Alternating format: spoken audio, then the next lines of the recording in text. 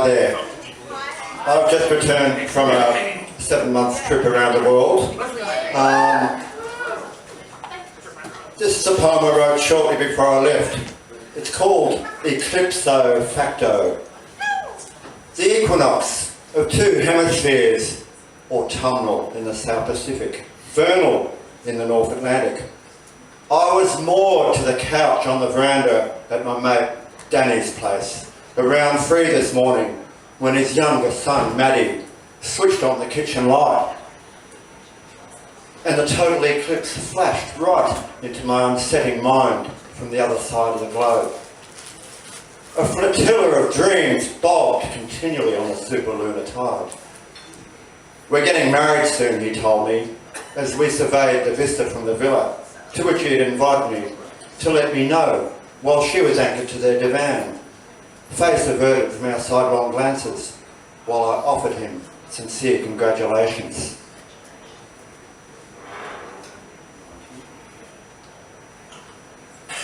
A white horse was trapped in the barn that used to stand where the family home of my brother has since replaced it. I opened the old double doors to the studio my parents had so many years ago opened to lead this horse out, but it cracked and it pissed all over my pants legs before it bolted away. So I went running over to the old soldier settled farmhouse we grew up in to tell Dad what had happened.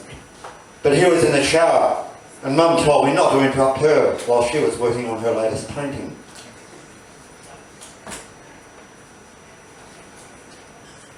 Then the start of this most demanding child who claims to be mine, even though I've always been a poet rather than a parent, burst upon my slumber and started telling me all about the fear of his dark night.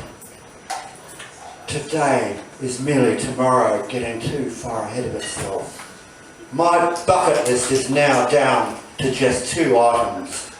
I've never been overseas and I've never been with you.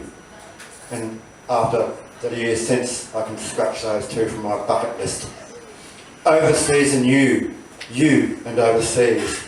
Enter both at DI myself risk, and I did.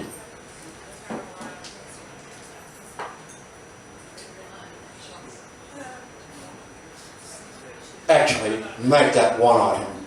You are already so far away from me in your heart and mind, even though we often meet living here in the same town. You are the whole world to me, so I'm preparing to travel and to travel again to as many destinations of you that can be reached everywhere.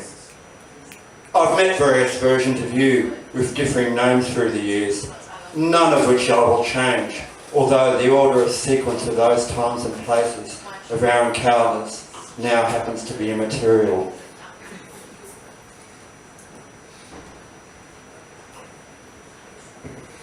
Sorry, it's flipping 90 degrees.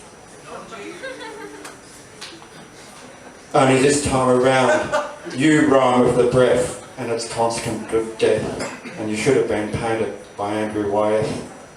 All of us face a forced closure of our lives in these times of states that are now failing to fool anyone except their leaders and those who are doomed to follow them. There is a proscenium arc corona across the sky now as the sun is snuffed out. And I've only ever seen one total solar eclipse when Fakesy and I drove all the way down to Cabargo and back in October 1976. And yet, can you believe that was nearly 40 years ago? Thank you.